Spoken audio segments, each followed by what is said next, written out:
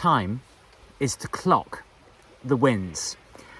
When I see people talking about time, almost exclusively, people talk about having regrets, how if they could go back in time that they would behave differently, that they should have started whatever they're working on much, much earlier. But face it, if you're going to keep going on and on and on about all of the things that you believe that you've done wrong, well, that's why I believe that so many people give up on what they really want to do, on procrastinating, on beating themselves up and not really getting anywhere. And if you're alive now, there are undoubtedly, I guarantee you, there are many, many things that you've done really, really well. Otherwise, you wouldn't still be here by definition.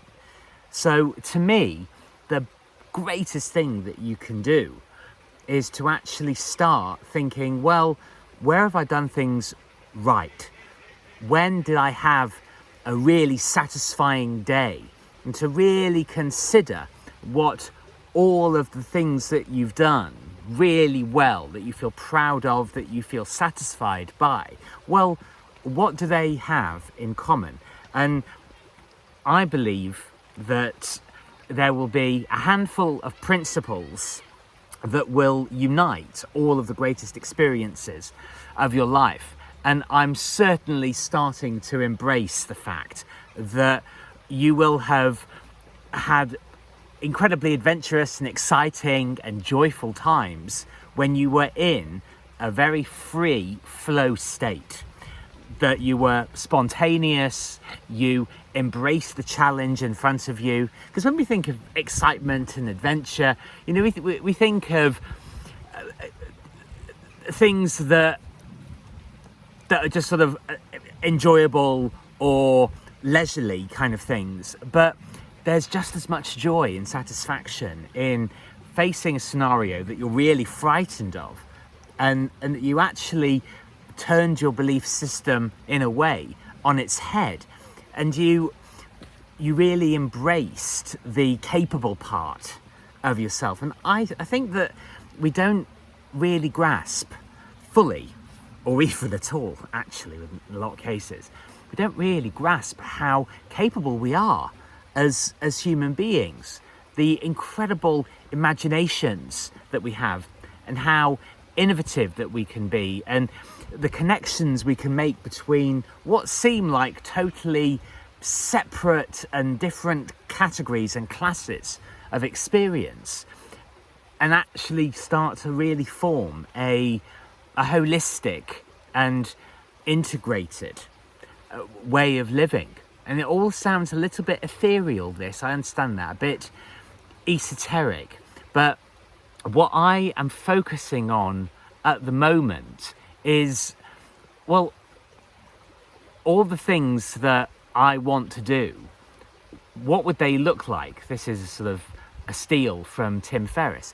What would those things look like if they were simpler, if they were easier, if they were more enjoyable? And to really start to think, well, to build an online business, for instance, how many hours a day do I need to do that? Turn that on its head, turn it around and think, well, I get to do XYZ activities to build my business. And how can I create the environment in which I will thrive and do those things? Why am I doing what am I doing? What can I potentially gain, not just materially, but psychologically, emotionally, and spiritually through really great practice? Because it does seem to me, the more people that I encounter and interact with, that there is a definite fear of success in people.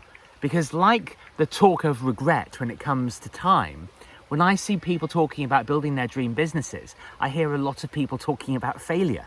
Why are we talking about regret and failure?